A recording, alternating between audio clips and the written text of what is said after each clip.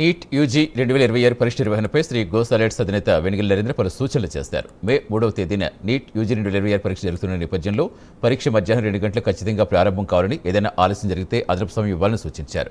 Biometric ధృవీకరణలు, సంతకాలు వంటి ప్రక్రియలు పరీక్ష ప్రారంభానికి ముందే పూర్తి చేయాలని కోరారు. ప్రతి పరీక్ష గదిలో డిజిటల్ గోడ గడియారం ఏర్పాటు చేయాలని సూచించారు. సరిపడా వెలుతురు, ఫ్యాన్లు, నిరంతర విద్యుత్ ఉండేలా చర్యలు తీసుకోవాలని వెనిగళ్ల నరేంద్ర తెలిపారు.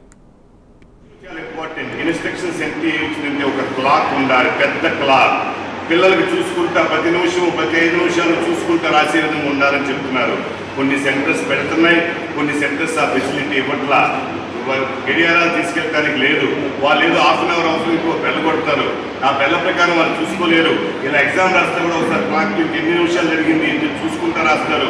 ఆ రాసేటప్పుడు క్లాక్ కనుక పెట్టకపోతే ఆటోమేటిక్గా కొంత ఇబ్బంది జరుగుతుంది. కాబట్టి ప్రతి సెంటర్లోనూ అలా ప్రతి రూమ్లోనూ క్లాక్ ఉండే విధంగా ఏర్పాట్లు చేయాలని, అలాగే ఎండాకాలం ఎండాకాలం కొన్ని సెంటర్స్లో మనకి వాటర్ ఫెసిలిటీ సరిగ్గా పెట్టట్లా. తీసుకెళ్తున్నారు బాటిల్స్, ఒక్కోసారి ఒక బాటిల్ సరిపోట్లా, మళ్ళీ వాటర్ కావాలంటే దగ్గరలో ఉండదు. ఎగ్జామినేషన్ మానేసి మధ్యలో మళ్ళీ వాటర్ తాగి వాళ్ళు రావాలి. 2 నిమిషాలు 3 నిమిషాలు పోతుంది.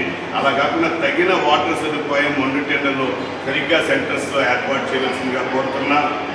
ఆ తర్వాత ఫెసిలిటీస్ ఏమంటే మీరు స్కూల్స్ ఇవ్వండి, మున్సిపల్ స్కూల్స్ లేకపోతే ఇంకోటి ఇవ్వండి, కానీ వెళ్తుండాలి కదా సార్. ఎగ్జామ్ రాసేటప్పుడు కరెక్ట్గా ట్యూబ్ లైట్స్ ఉన్నాయా, ఫ్యాన్లు ఉన్నాయా, ఇవి కూడా చూసుకోకుండా ఇటువంటి ప్రతిష్టాత్మక ఎగ్జామినేషన్ పెడితే పిల్లలకు నష్టం జరుగుతుంది. కాబట్టి ఫ్యాన్ల్లో కానీ, వెలుతురులో కానీ, బెంచీలు ఏర్పడే సీటింగ్ అరేంజ్మెంట్లో కానీ ఇవన్నీ కూడా జాగ్రత్తగా ఏర్పరిచే విధంగా చర్యలు తీసుకోవాలని ఆ కలెక్టర్ గారిని కానీ, లేకపోతే పత్రికాముఖంగా కోరుతోంది అక్కడ ఉండే చీఫ్ సూపరింటెండెంట్స్. వీళ్ళకి ఇది జీవిత కళ డాక్టర్ అవడం అనేది.